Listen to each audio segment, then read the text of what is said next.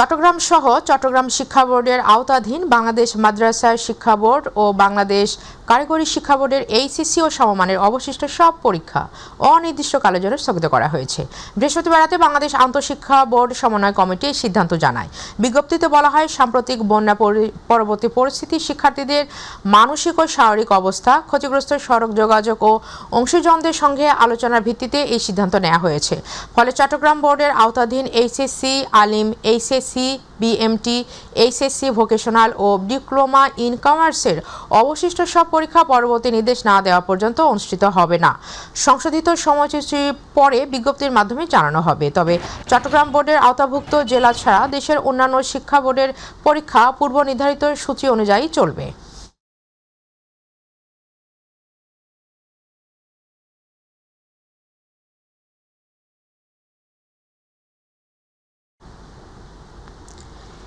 একদিকে নদী খাল রক্ষায় চলছে খনন কর্মসূচি, অন্যদিকে বরিশালের ঐতিহ্যবাহী খাল দখল, ভরাট আর বাঁধ দিয়ে চলছে নির্মাণ কাজ। পানির প্রবাহ বন্ধ হয়ে হুমকিতে পড়েছে কৃষি। বরিশালের প্রবেশদ্বার গড়িয়ার পাড়ের খালের চিত্র নিয়ে পারভেজ রাসেলের রিপোর্টে দেখুন বিস্তারিত। যে খাল এক সময় ছিল মানুষের জীবন জীবিকার অন্যতম উৎস, সেই খাল এখন দখল আর দূষণে অস্তিত্ব সংকটে। পানি প্রবাহ বন্ধ হওয়ায় ক্ষতিগ্রস্ত হচ্ছে কৃষক, হারিয়ে যাচ্ছে বরিশালের ঐতিহ্য। প্রায় 6 মাস আগে বরিশালের প্রবেশদ্বার গড়িয়ার পাড়ের কলস গ্রামের ঐতিহ্যবাহী এই খাল খননে দুই পাড়ের অবৈধ স্থাপনা ভেঙে দেয় তৎকালীন সিটি প্রশাসক রায়হান কাউসার। এখানে কোনো প্রকার কোনো যানবাহন প্রবেশ করতে পারে না, যার কারণে আমরা সাময়িক বাঁধটা দিছি। আমাদের কালভার্ট নির্মাণ করা হয়ে গেলে আমরা বাঁধটা আবার খুলে দেবো। সরকারিভাবে বলবে আমরা সরাই দেবো, সমস্যা নেই। সরকারি জায়গা তো আমার রাখার কোনো সুযোগ নেই। তবে বর্তমানে খালের এক অংশ কাশীপুর ইউনিয়নের মধ্যে পড়ায় সেখানে বাদ দিয়ে নির্মাণ কাজ করছে একটি সিএনজি পাম্প কর্তৃপক্ষ। এতে বন্ধ হয়ে গেছে স্বাভাবিক পানি চলাচল। কেউ কেউ অল্প জমি কিনা খালের পাশ দিয়ে আটকাইয়া এরপরে বাড়িঘর করছে, এই জন্য পানিগুলো সরতে আসে না। অপরিকল্পিতভাবে এটা একটা নির্মাণ স্থাপনা নির্মাণ করতেছে, যার কারণে জলাবদ্ধতা তৈরি হইবে। একইভাবে পানি আটকে কেউ করছে মাছ চাষ, কেউ আবার ব্যবসা প্রতিষ্ঠান নির্মাণ করে দখলে রেখেছে পুরো খাল। এতে পানি পাচ্ছে না ওই এলাকার কয়েক শত কৃষক, হুমকিতে আমন মৌসুম। মানুষ বিস্তার করতে পারতেছে না, বিভিন্নজনক মাছ চাষ করতেছে, যারা তাদের মাছ চাষে বিঘ্নিত করতে হচ্ছে পানির কারণে। এটা যে উদ্দেশ্যে কাটা হয়েছে আসলে কোনো উদ্দেশ্যই পূরণ হয় না, যে যার মতো করে খাল ব্যবহার করতে। খালে পানি না থাকলে বড় হুমকিতে পড়বে স্থানীয় কৃষক, দাবি উপপরিচালকের। আমরা সবসময় চেষ্টা করি যে আমাদের প্রশাসন আছে তাদের সাথে সহযোগিতা করে কৃষকরা যাতে পানির প্রবাহটা পায় এবং সেচ ব্যবহার করে যাতে তারা কৃষিকাজটাকে সামনের দিকে এগিয়ে নিয়ে যেতে পারে, সেই ব্যবস্থা আমরা গ্রহণ করার চেষ্টা করি। খাল রক্ষায় মানসিকতার পরিবর্তনের দাবি তোলেন বিসিসি পরিচ্ছন্ন কর্মকর্তা। আমরা আমাদের কাজ চালিয়ে যাই, জনগণ আমাদেরকে ওইভাবে সহযোগিতা করে না বিদায়ী আজকে দেখা যায় যে একটু বর্ষা হলে পানি জলাবদ্ধতা হতে চায়। একদিকে খাল খনন করছে প্রধানমন্ত্রী, অপরদিকে সেই খালি বাদ দিয়ে নির্মাণ করছে কতিপয় ব্যক্তিরা। এ যেন দেখেও দেখছে না কেউ। নদী খাল বাঁচাতে হলে সংশ্লিষ্ট দপ্তরগুলো হবে আরও কঠোর, এ প্রত্যাশাই স্থানীয়দের। পারভেজ রাসেল, মাই টিভি, বরিশাল। মাদারীপুর পৌরসভার ব্যস্ততম সড়কগুলো যেন এক দুর্ভোগের আরেক নাম। খানাকন্দে ভরা রাস্তা, সামান্য বৃষ্টিতে জলাবদ্ধতা আর প্রতিদিনে যাতায়াতে বাড়ছে ভোগান্তি ও দুর্ঘটনার সংখ্যা। স্থানীয়দের অভিযোগ, বারবার সংস্কারের আশ্বাস মিললেও টেকসই সমাধান মেলেনি। তবে পৌর কর্তৃপক্ষ বলছে নতুন প্রকল্পের আওতা শীঘ্রই শুরু হবে সড়ক উন্নয়নের কাজ। মাদারীপুর থেকে মোহাম্মদ মাসুদুর রহমান সর্দারের পাঠানো তথ্য ও ছবি নিয়ে তামান্না সাদিকার রিপোর্ট।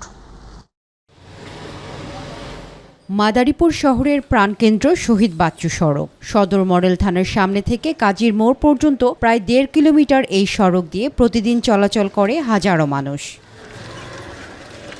কিন্তু গুরুত্বপূর্ণ এই সড়কের বেশিরভাগ অংশই খানাখন্দকে ভরা। কোথাও উঠে গেছে পিচ, কোথাও সৃষ্টি হয়েছে বড় বড় গর্ত। বৃষ্টি হলেই জমে থাকে পানি, আর শুকনো মৌসুমে উঠে থাকে ধুলোর ঝড়। ফলে প্রতিদিন চরম দুর্ভোগ পোহাতে হচ্ছে পথচারী, যাত্রী ও চালকদের।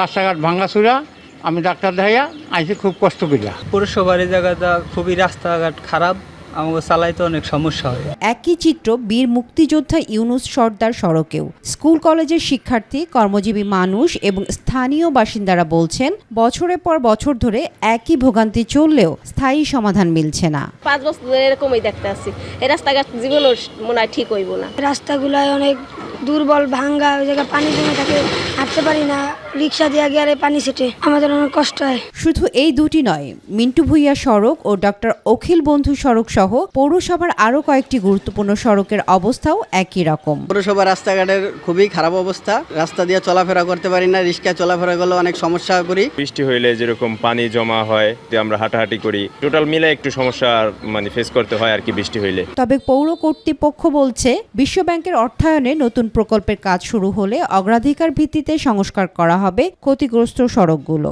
টিডিপি এই প্রজেক্টে যেটা ঢোকানো আছে তখন সেটা যেন ওভারল্যাপিং না হয়, ওই জন্য টেম্পোরারি বেসিসে আমরা হয়তো কিছু করে দিতে পারি, কিন্তু মূল কাজটা এই প্রকল্পে হবে এবং প্রকল্প অনুমোদিত, এখানে না পাওয়ার কোনো সুযোগ নাই। প্রায় 2 লাখ মানুষের এই পৌরসভায় গত 1 দশকে সড়ক উন্নয়নে ব্যয় হয়েছে 50 কোটিরও বেশি টাকা। তবু নাগরিকদের প্রশ্ন, নতুন প্রকল্প এবার কি সত্যি বদলে দেবে বছরের পর বছর এই দুর্ভোগ, নাকি আশ্বাসেই সীমাবদ্ধ থাকবে উন্নয়নের প্রতিশ্রুতি? তামান্না সাদিকা, মাই টিভি। বগুড়ার শিবগঞ্জ উপজেলার পিরব ইউনিয়নের বকঠোটা থেকে মাঝিহট্ট ইউনিয়নের নলডুবি পর্যন্ত প্রায় 10 কিলোমিটার সড়কের সংস্কার কাজ শুরু হয়েছিল 9 মাস আগে। রাস্তার ইট পাথর তুলে কাজ বন্ধ করে চলে গেছে ঠিকাদারি প্রতিষ্ঠান। এতে দুর্ভোগে পড়েছেন 3 ইউনিয়নের লক্ষাধিক মানুষ। দ্রুত সড়কটির কাজ শেষ করার দাবি জানিয়েছেন স্থানীয়রা। প্রতিনিধি কামরুজ্জামানের পাঠানো তথ্য ও চিত্রে বিস্তারিত জানাচ্ছেন জুবায়ের রহমান। বগুড়ার শিবগঞ্জ উপজেলার পিরব ইউনিয়নের বকঠোটা থেকে মাঝিহট্ট ইউনিয়নের নলডুবি পর্যন্ত প্রায় 10 কিলোমিটার গুরুত্বপূর্ণ এই সড়ক এলাকার মানুষের দীর্ঘদিনের চলাচলের প্রধান পথ এটি। প্রায় 9 মাস আগে সড়কটি সংস্কারের উদ্যোগ নেয় একটি ঠিকাদারি প্রতিষ্ঠান। কাজ শুরুর পর রাস্তার ইট পাথর তুলে ফেলে রাখা হলেও শেষ পর্যন্ত আর কাজ এগোয়নি। বর্তমানে সড়ক জুড়ে তৈরি হয়েছে খানাখন্দ। সামান্য বৃষ্টিতেই দুর্ভোগের মাত্রা বাড়ে দ্বিগুণ। পরিস্থিতি খারাপ, ঠিকানা মেঘে যায় না, অন্য রাস্তাটা ঘুরে যায়, কিন্তু ভরা আমাকে এই রোডে যা, অন্য রোডে ঘুরে গেলে তো একই ভরা দেয়। রাস্তাঘাট খুব খারাপ, এর জন্য গাড়িও চালানো যায় না ঠিক মতো, প্যাসেঞ্জারের সমস্যা হয়, ড্রাইভারের ক্ষতি হয়ে যায়। আমাদের রাস্তাঘাট চলাচলের সমস্যা, রাস্তার জন্য সরকারের কাছে আবেদন করে অতি শীঘ্র যেন রাস্তাটার কাজ ভালো মতো। সড়কের এমন বেহাল অবস্থায় সবচেয়ে বেশি ভোগান্তিতে পড়েছেন স্কুল কলেজের শিক্ষার্থী, রোগী ও সাধারণ যাত্রীরা। প্রতিদিন ছোট বড় দুর্ঘটনার শিকার হচ্ছেন অনেকেই। রাস্তা দিয়ে চলাচল করে আমাদের অনেক অসুবিধা হচ্ছে, অসুস্থ মানুষের খুব যাতায়াতের সমস্যা হচ্ছে, বিশেষ করে যারা প্রেগনেন্ট আছে তাদেরকে নিয়ে যেতে তো অবস্থা আরো খারাপ। 6 মাস আগে এই রাস্তার থেকে ইট এবং পাথর তুলেছে, কিন্তু এখনো মেরামত করার মতো কোনো অবস্থা নাই। এই রাস্তা প্রায় 6 মাসের অধিক সময় হচ্ছে এই ভাঙাচোরা অবস্থা করে রেখেছে। এদিকে বকঠোটা থেকে নলডুবি পর্যন্ত এই সড়কটি ব্যবহার করেন পিরব, মাঝিহট্ট সহ আশপাশের 3 ইউনিয়নের লক্ষাধিক মানুষ। দীর্ঘদিন ধরে সংস্কার কাজ বন্ধ থাকায় চরম ক্ষোভ বিরাজ করছে এলাকাবাসীর মধ্যে। মাননীয় মন্ত্রী মহোদয় তার নেতৃত্বে আমরা ইতিমধ্যেই প্রায় 9টা ব্রিজের কাজ শুরু করছি। প্রায় 12টা রাস্তার আর কি আমরা ইতিমধ্যে প্রাক্কলন প্রেরণ করছি, তার মধ্যে 8টা অনুমোদন পাইছি এবং দরপত্র প্রক্রিয়াধীন। আশ্রয় প্রকল্পে 9টা রাস্তা প্রেরণ করতেছি, আশা করি সবগুলো অনুমোদন পাবো। স্থানীয়দের দাবি প্রতিশ্রুতি নয়, দ্রুত দৃশ্যমান সংস্কার কাজ চান তারা। দীর্ঘদিনের দুর্ভোগ থেকে মুক্তি পেতে সংশ্লিষ্ট কর্তৃপক্ষের হস্তক্ষেপ কামনা করছেন এলাকাবাসী। জুবায়ের রহমান, মাই টিভি নিউজ। দর্শক, ছুটির দিনের বাজার পরিস্থিতির খবর জানাতে এই মুহূর্তে মহাখালী কাঁচা বাজার থেকে যুক্ত হচ্ছেন সহকর্মী সাদিয়া হক মৌ। বাজারের নিত্যপণ্যের দাম কেমন দেখছেন আমাদেরকে জানান। শারমিন, যেমনটি বলছিলাম, আমি বর্তমানে রয়েছি মহাখালী কাঁচা বাজারে এবং এই কয়দিন যে আবহাওয়া ছিল আজকে থেকে আমরা দেখতে পাচ্ছি হালকা করে বৃষ্টি শুরু হয়েছে এবং এর সাথে সাথে মানুষের নিত্য প্রয়োজনীয় যে বাজার তা কিন্তু করতেই হবে এবং সেই অনুসারে মানুষ কিন্তু এখানে আসছেন। তবে আমরা এখানে বাজারে যে অস্থিরতা দেখছি বা যেটাকে বলা যায় নাভিশ্বাস, সেটাই হচ্ছে। এবং আমি যদি প্রথমে একটু বলে রাখি, প্রথমে আমি যে শুরু করতে চাই মাছের দামটা দিয়ে। মাছের বাজারে কিন্তু সম্পূর্ণ আগুন চলছে। কাতলা মাছের কেজি চলছে 500 টাকা এবং রুই মাছের কেজি 420 টাকা থেকে 450 টাকা। এবং মাছের বাজারের পর এবার যদি আমি আমার পিছনে ক্যামেরার মাধ্যমে একটু যদি দেখাতে চাই, এই যে কাঁচা বাজার যে রয়েছে এবং প্রত্যেকটা সবজির কেজি কিন্তু এখানে 120 টাকার উপরে উঠেছে, যেটা আমরা রোজার আগে যেই আবহাওয়াটা ছিল তখন যে বাড়তি দাম ছিল সেই একই দামই আমরা দেখতে পাচ্ছি। এবং এই বৈরী আবহাওয়া অর্থাৎ বৃষ্টির জন্য পর্যাপ্ত পরিমাণ সবজি কিন্তু তারা পাইকারিতে পাচ্ছে না এবং সেই অনুসারে তারা এখানে যতটুকু প্রয়োজন সেই অনুসারে সবজি পাচ্ছেন না। ঠিক এই কারণেই সবজির দাম এমনটাই বলছেন বাজারে যে ক্রেতা রয়েছেন তারা। এবং এখানে যদি আমি একটু বলে রাখি, সেটা হচ্ছে শসার কেজি 180 টাকা এবং যে কাঁচামরিচ রয়েছে কাঁচামরিচের কেজি রয়েছে 200 টাকা এবং বেগুন 120 টাকা। তবে কমের মধ্যে যদি বলি সেই ক্ষেত্রে আপনার রয়েছে রেখা রয়েছে 60 টাকা এবং পেঁপের কেজি রয়েছে 50 থেকে 60 টাকা। এছাড়া প্রত্যেকটা সবজি আমরা দেখতে পাচ্ছি 80 টাকার উপরে রয়েছে। এবং এটা ছাড়া সবজির পরে যদি আমি একটু ডিমের কথা বলি, ডিমের দাম কিন্তু রয়েছে গত সপ্তাহে ছিল 130 টাকা রয়েছিল এবং এই সপ্তাহে আমরা দেখতে পাচ্ছি, আমরা যে ক্রেতাদের সাথে কথা বলেছি তারা বলছে ডিমের পর্যাপ্ত তাদের চাহিদা অনুযায়ী তারা কিন্তু পাচ্ছে না ডিলারের কাছ থেকে। এই কারণে ডিমের দাম কিন্তু এখন বেড়েছে 140 টাকা করে। লাল যে মুরগির ডিম রয়েছে 140 টাকা এবং সাদা মুরগির ডিমের ডজন রয়েছে 130 টাকা করে এবং তারা বলছে এই দাম কিন্তু সামনে আরও বাড়তে পারে। এবং এই মুরগির সাথে যদি আমি ডিমের সাথে যদি মুরগির দামের কথা বলি, মুরগির দাম রয়েছে, দেশি যে মুরগি রয়েছে 680 টাকা কেজি রয়েছে এবং ব্রয়লার মুরগির দামটা স্বাভাবিক রয়েছে 190 টাকা ছিল, সেটা 190 টাকাই রয়েছে। তবে মুরগির বাজারে কিছুটা স্থিরতা আছে, ঠিক এমনটাই দেখা যাচ্ছে সারা কাঁচা বাজার ঘুরে। এবং এর সাথে সাথে যদি আমি গরুর মাংসের কথা বলি, মুরগির এবং আমরা যে দেখতেছি 800 টাকা ছিল গরুর মাংসের যে কেজির দাম, সেটিকে তার বলছে 850 টাকা বিক্রি হচ্ছে। তবে এখানে শারমিন একটু যদি আমি বলে রাখি যে বাজেট ঘোষণা হয়েছে, বাজেট ঘোষণার পরে কিন্তু আসলে বাজারে যেই স্থিরতা আসার কথা ছিল সেটি কিন্তু আসলে আমরা দেখতে পাচ্ছি না। যেখানে সবজির দাম আসলে 30-40 টাকার নেমে আসার কথা ছিল, মাছ মাংসের মানুষের হাতে নাগালে আসার কথা ছিল এই বাজেট ঘোষণার পর, সেটি কিন্তু আসলে আসছে না। এতে কিন্তু ক্রেতারা কিছুটা ক্ষোভ প্রকাশ করছে যে জনগণের জন্য বাজেটটা ঘোষণা হওয়ার কথাই সরকার থেকে বলা হলেও আদতে আসলে জনগণের জন্য কিন্তু আসলে এই বাজেট হচ্ছে না। কারণ এই আপনি নিশ্চয়ই ক্যামেরার মাধ্যমে দেখতে পাচ্ছেন, এই যে গরুর মাংস বা মুরগির যে দোকানগুলো রয়েছে এখানে কিন্তু আসলে বিক্রেতারাই বসা আর ক্রেতারাই বসা আছেন, কোনো বিক্রেতা কিন্তু আমরা এখন পর্যন্ত দেখতে পাচ্ছি না। এবং হচ্ছে আমি যদি একটু কথা বলে জানতে চাই যে আপনার হচ্ছে কেজি কত করে চলছে এবং সামনে কি দাম বাড়বে কিনা? অনেক তো দাম বাড়তো না, বাজার 16, দাম বাড়লো 6 মাস পরে বাড়বো, ডিসেম্বরে জানুয়ারিতে বাড়বো, অনেক বাড়তো না। এবং হচ্ছে আপনার এখানে বিক্রি কেমন হচ্ছে? অন্তত 16, বেচাকেনি নাই বলতেই চলে। শুক্রবারের দিন বাজার কাস্টমার যান না, 2টা গরু জব করছে, ঘুষ ভরা দেওয়া না, কাস্টমার নাই।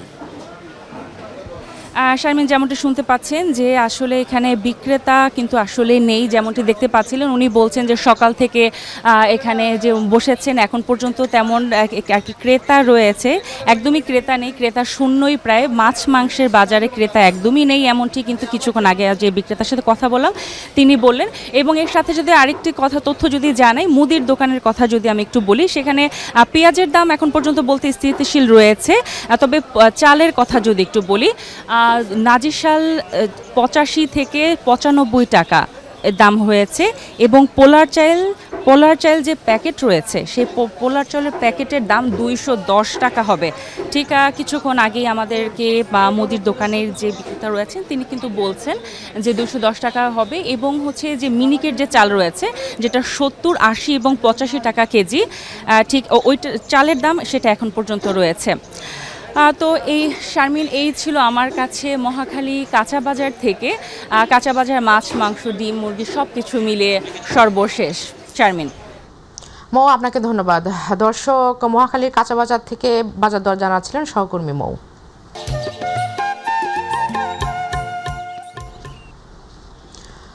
জুলাই শহীদ দিবস উপলক্ষে চট্টগ্রামের একটি কনভেনশন হলে আলোচনা সভার আয়োজন করে মুক্তিযুদ্ধ বিষয়ক মন্ত্রণালয় ও জেলা প্রশাসন।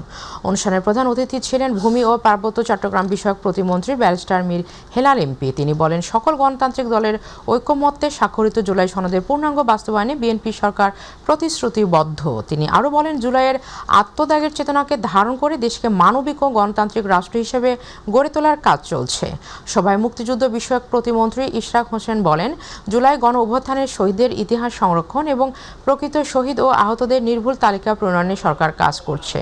অনুষ্ঠানে বিশেষ অতিথি হিসেবে বক্তব্য দেন সংসদ সদস্য আবু সুফিয়ান, হোম্মাম কাদের চৌধুরী, সাইদ আল নোমান তুর্য এবং কেন্দ্রীয় ছাত্রদলের সাধারণ সম্পাদক নাসির উদ্দিন নাসির।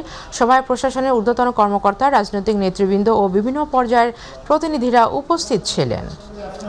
খুনি স্বৈরাচারী ফ্যাসিবাদী হাসিনার বিরুদ্ধে এবং তার দীর্ঘ 17 বছরের গুম, খুন, হত্যা এবং অত্যাচার, নির্যাতন, জুলুমের বিরুদ্ধে যে পুঞ্জীভূত ক্ষোভ জনগণের মাঝে জমা হয়েছিল, সেটির বিস্ফোরণ ঘটেছিল এবং ছাত্র জনতা দলমত নির্বিশেষে এক কাতারে তারা রাজপথে নেমে এসে স্বৈরাচারের পতন ঘটিয়েছিল। 2024 সালের জুলাই আন্দোলনের সময় নেতৃত্ব আমি দেইনি, নেতৃত্ব আমার দেওয়ার সুযোগ হয়নি। আপনাদের সামনে অনেকে এসে হয়তো বলবে যে অনেক বড় নেতা ছিল, সে নেতৃত্ব দিয়েছে। বাস্তবে আপনারা সবাই টিভির পর্দায় দেখেছেন, মোবাইলে দেখেছেন, ইউটিউবের মাধ্যমে দেখেছেন যে এই আন্দোলনটার সময় নেতৃত্ব দেওয়ার মতো কোনো ব্যক্তি ছিল না। এই আন্দোলনটায় সব ধরনের মানুষ একসাথে হয়ে এক আওয়াজে বলেছিল, স্বৈরাচারদেরকে আমরা আর সহ্য করব না।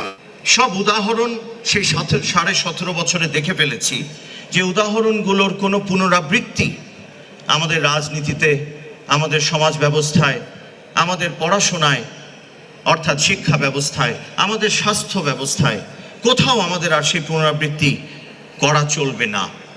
এবং ছাত্র রাজনীতিতেও সে পুনরাবৃত্তি যেন না হয়, সে অনুরোধ আমার থাকবে। এই জুলাই গণ অভ্যুত্থান শুধুমাত্র বাংলাদেশ জাতীয়তাবাদী দলের, বাংলাদেশ জাতীয়তাবাদী ছাত্র দলের, বাংলাদেশ জাতীয়তাবাদী যুব দলের, বাংলাদেশ জাতীয়তাবাদী স্বেচ্ছাসেবক দলের, তাহলে বিশ্বের সাথে এবং বাংলাদেশিদের সাথে প্রতারণা সামিল হবে। কারণ এই যুদ্ধে জড়িত ছিল 18 কোটি বাংলাদেশি। ছাত্র, শ্রমিক, জনতার থেকে নিয়ে সকলেই ঐক্যবদ্ধভাবে একটি খুনি সরকারকে রাষ্ট্রীয় ক্ষমতার থেকে সরাতে সহায়ক ভূমিকা রেখেছে।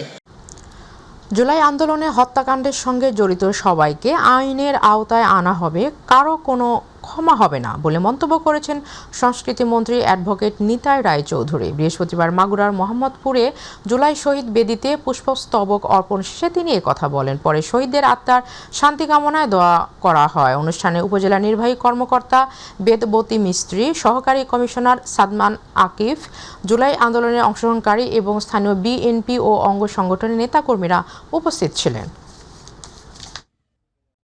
এই যে জুলাই আন্দোলনে যে যারা এত নারীকে হত্যাযোগ্য করেছে এবং গত 18 বছর ধরে, সবাইকে আইনের আওতায় আসতে হবে, কারো এদেশে কিন্তু ক্ষমা হবে না।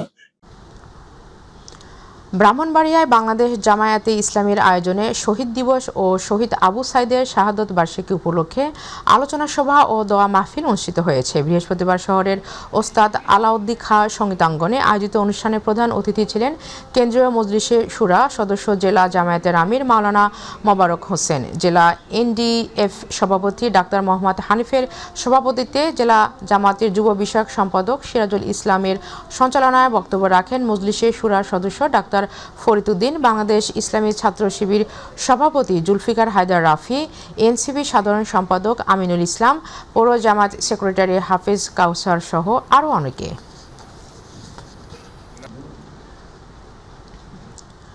বরিশালের গৌরনদীতে শহীদ দিবস উপলক্ষে আলোচনা সভা ও দোয়া মোনাজাত অনুষ্ঠিত হয়। উপজেলা প্রশাসনের আয়োজনে গতকাল উপজেলা পরিষদ সভাকক্ষে উপজেলা নির্বাহী অফিসার ও পৌর প্রশাসক মোহাম্মদ ইব্রাহিমের সভাপতিত্বে আলোচনা সভায় 16 জুলাই শহীদ দিবসের তাৎপর্য তুলে ধরে বক্তব্য রাখেন উপজেলার সহকারী কমিশনার ভূমি মোহাম্মদ মেহেদী হাসান, মডেল থানার ওসি মোহাম্মদ তারেক হাসান রাসেল, উপজেলা বিএনপির আহ্বায়ক সৈয়দ সারোয়ার আলম বিপ্লব, প্রেস ক্লাবের সভাপতি জহুরুল ইসলাম জহি সহ অন্যান্য নেতৃবৃন্দ।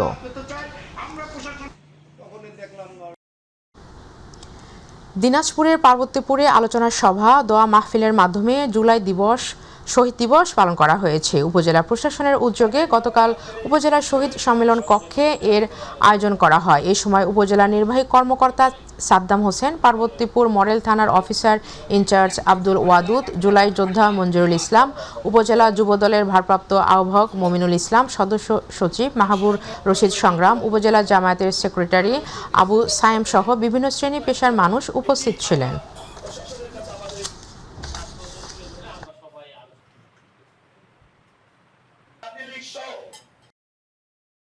মানিকগঞ্জের ঘিওর উপজেলা প্রশাসনের আয়োজনে গতকাল উপজেলা প্রশাসন সম্মেলন কক্ষে জুলাই শহীদ দিবস পালন উপলক্ষে আলোচনা সভা ও বিশেষ মোনাজাত অনুষ্ঠিত হয়েছে। উপজেলা নির্বাহী কর্মকর্তা নাশিতাতুল ইসলাম এর সভাপতিত্বে এ সময় বক্তব্য রাখেন উপজেলা কৃষি কর্মকর্তা তহমিনা খাতুন, উপজেলা বিএনপির সাবেক সভাপতি মীর মানিকুজ্জামান মানিক, ঘিওর উপজেলা প্রেস ক্লাবের সহসভাপতি সোহেল রানা খন্দকার, সাংবাদিক আল মামুন। আলোচনা শেষে জুলাই আন্দোলনে শহীদ নিহত সকল শহীদদের রুহের মাগফিরাত কামনা করে দোয়া ও মোনাজাত করা হয়েছে।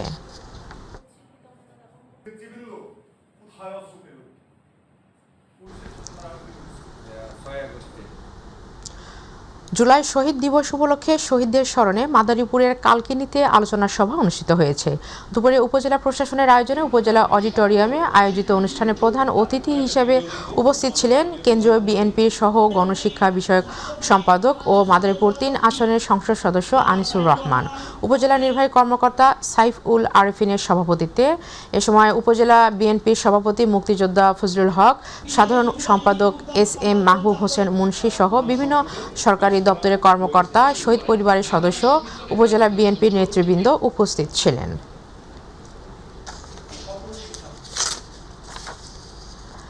নারায়ণগঞ্জের নিতাইগঞ্জে শীতলক্ষ্যা নদীর ফায়ার সার্ভিসের জেটিতে আটকে থাকা কচুরিপানা পরিষ্কার করতে গিয়ে পানিতে পড়ে সাদিক নিখোঁজ হওয়ার 8 ঘন্টা পর মরদেহ উদ্ধার করেছে ফায়ার সার্ভিসের ডুবুরি দল। বৃহস্পতিবার শীতলক্ষ্যা নদী নিতাইগঞ্জের কেরোসিন ঘাট থেকে মরদেহ উদ্ধার করা হয়। ফায়ার সার্ভিসের নারায়ণগঞ্জ উপসহকারী পরিচালক আবদুল্লাহ আল আরিফিন জানান, ফায়ার সার্ভিসের জেটিতে কচুরিপানা জমে থাকায় সাদিক, শামসুল, স্পিডবোট চালক সজল মিলে লাঠি ও ছুরি দিয়ে কচুরিপানা পরিষ্কার করছিল। এ সময় হঠাৎ করেই সাদিক পিসবোট থেকে শীতলক্ষ্যা নদীতে পড়ে তলিয়ে যায়।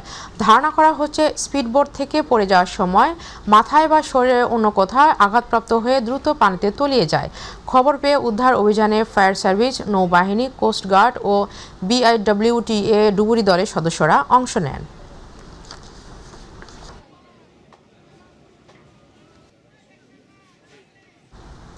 ঝালকাঠির নলছিটিতে দুস্থ দলীয় কর্মীদের মাঝে আর্থিক সহায়তা বিতরণ করেছেন প্রধানমন্ত্রীর স্বাস্থ্য বিষয়ক বিশেষ সহকারী ডাক্তার SM জিয়া উদ্দিন হায়দার। বৃহস্পতিবার নলছিটি উপজেলা পরিষদ মিলনায়তনে উপজেলা বিএনপির আয়োজনে অনুষ্ঠিত সভায় প্রধান অতিথির বক্তব্যে তিনি বলেন, আমাদের নেতা তারেক রহমান প্রতিশোধের রাজনীতিতে বিশ্বাস করেন না। আমাদের প্রতিশোধ হবে উন্নয়ন, সুশাসন ও মানুষের জীবনমানের পরিবর্তনের মাধ্যমে। অনুষ্ঠানের শুরুতে বিএনপির কেন্দ্রীয় কর্মসূচি 5 বছরে 25 কোটি বৃক্ষরোপণ এর অংশ হিসেবে উপজেলা পরিষদ চত্বরে একটি গাছের চারা রোপণ করেন তিনি। এ সময় উপস্থিত ছিলেন উপজেলা নির্বাহী কর্মকর্তা রিজভী আহমেদ সবুজ, জেলা বিএনপির সাবেক সভাপতি ও জেলা মুক্তিযোদ্ধা কমান্ডার মোস্তফা কামাল মন্টু, উপজেলা স্বেচ্ছাসেবক দলের আহ্বায়ক তৌহিদ আলম মান্না সহ বিএনপি ও এর অঙ্গ সহযোগী সংগঠনের নেতাকর্মীরা। পরে অনুষ্ঠানে দুস্থ দলীয় কর্মীদের মাঝে আর্থিক সহায়তা বিতরণ করা হয়।